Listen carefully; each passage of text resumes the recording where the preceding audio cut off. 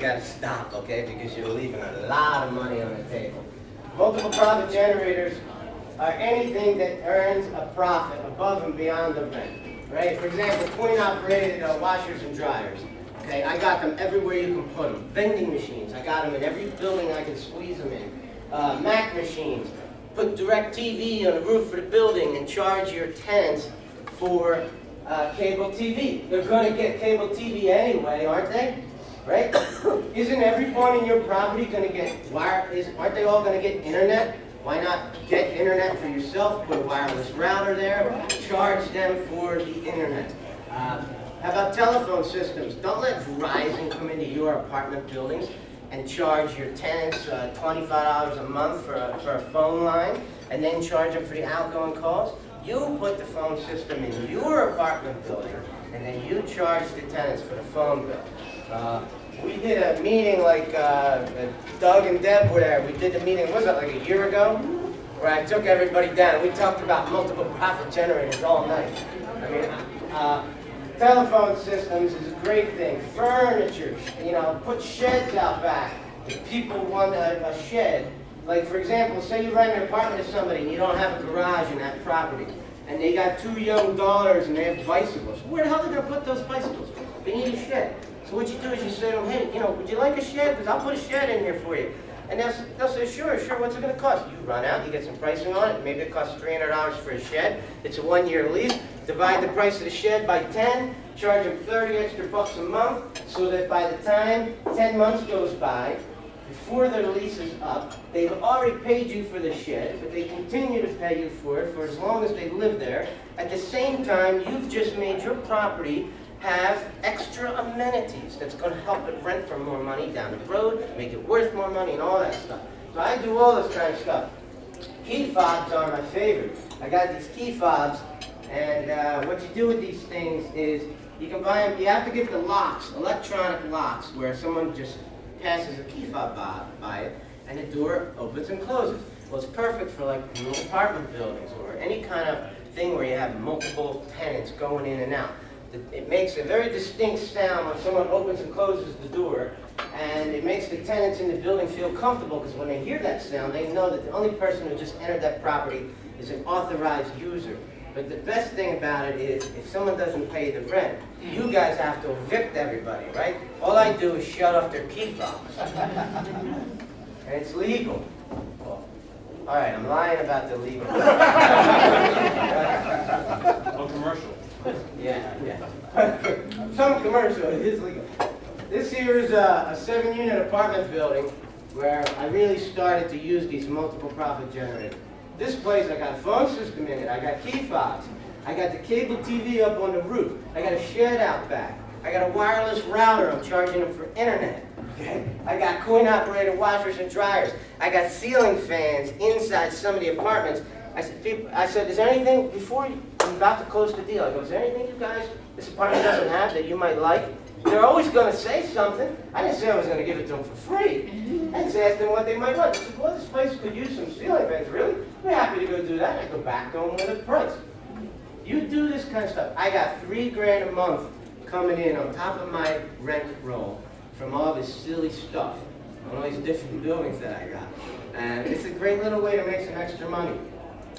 This building here is in New Jersey. Most of your properties are in Pennsylvania, so you're going to have no problem doing this, because I was able to do this in Jersey, which is actually a communist country. Solar's next, right? There'll be solar on it. Yeah, we're actually looking at a deal right now to put solar on the roof of that building, because Jersey has some really attractive benefits to putting solar panels on buildings. Yeah, not in Pennsylvania, but in Jersey, they're giving it away. They're giving that money away. Such a rich communist state. Real quick, I'll just tell you, like, some of the things that I've written about in my book, okay, are how I built up a residential portfolio, and then how I converted that money in all those residential properties into commercial properties. So real quickly, I'll tell you what happened when I transformed my portfolio. I'm one of the few guys who took a whole portfolio of residential properties and transformed them into commercial. The first thing that happened was the cash flow tripled. I don't know about you, but I was pretty happy with that result.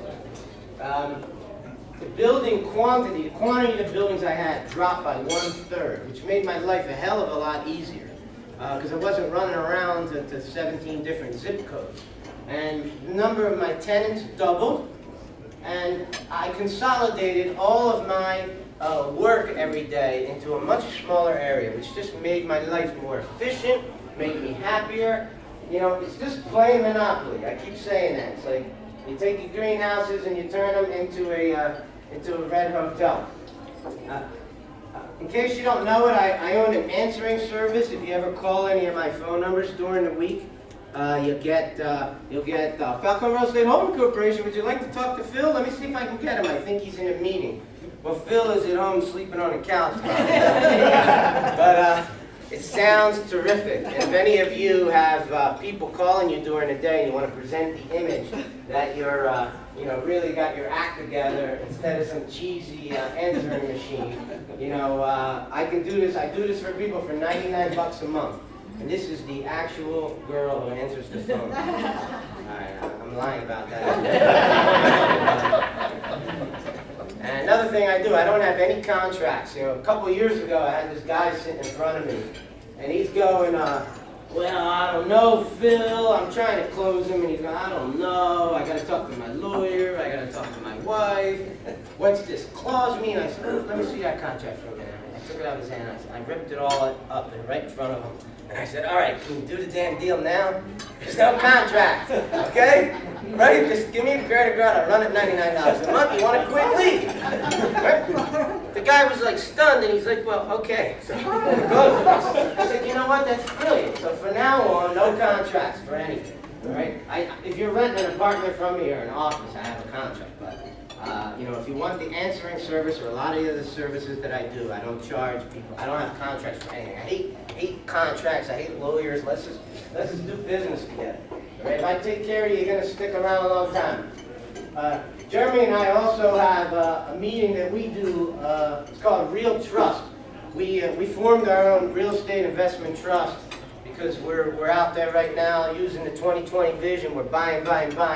We got to put those properties somewhere. We're putting them in this trust. And we have meetings, only about once a quarter we have meetings. But if you sign up for my web TV show, you'll get videos about the meetings whenever they're coming up, just like you might have seen the video I made for tonight's meeting. I also rent conference rooms out for people if anybody ever needs them. And this is an example of some of the web TV shows that I've done. I've got probably 200 videos out there already, and I'm pumping out a lot more. So one of them is the rent stays like before. I'm going to skip over that for tonight, but that's a negotiating strategy. I made a video for it. It's got like 1,800 views on my website, so you can check it out. Just look for it. The rent stays like it before.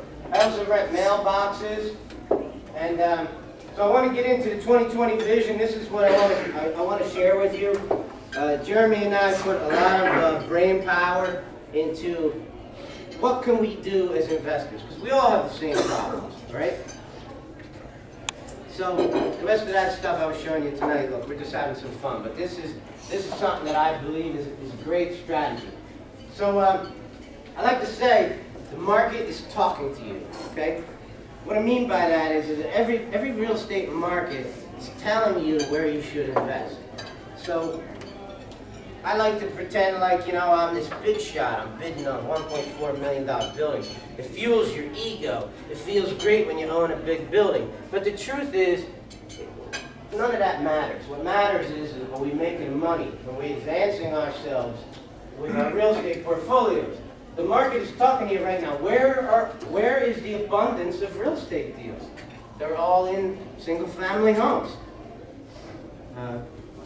Not real sexy, not real exciting, but why buy an office building for $1.4 million and take all this risk upon yourself in this economy when you could go out and put together 6 $200,000 deals and have virtually no risk?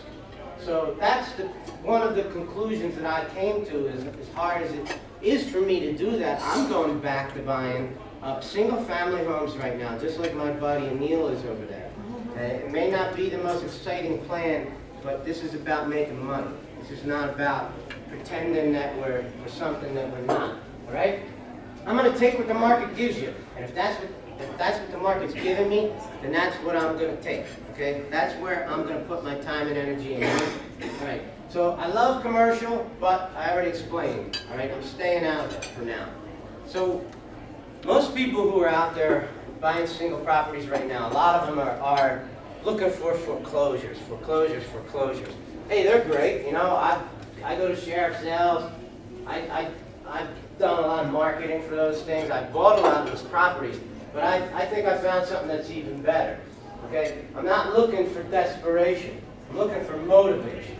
And in my opinion, there are more people out there right now, or just as many people. If you take all the people whose houses are in trouble, and they're desperate, they're losing their houses, there are just as many people who want to sell their homes, but aren't even putting it up for market, aren't even putting it up for sale, because they simply don't believe that there's any way in hell that they're actually going to sell that house. So what I'm basically saying here is that I'm looking to buy houses that aren't for sale. Okay? I'm looking for those houses on the block that aren't for sale, but they would be for sale if I just came, knocked on their door, and explained to them that their house is for sale. Okay? So it sounds kind of funny, but we're doing this, and we're having a hell of a lot of fun doing it. So, you know, I'm staying away from banks. Jeremy hates banks. I've done a lot of deals with banks, but more and more gurus. I went to see Ron LeGrand last month. Was anybody here in that meeting? You remember what Ron said about banks, right? Okay. He says, what are banks going to get you? They're gonna not only take the property that they're financing from you, they're going to take the rest of your properties, and you're going to lose your wife in the process.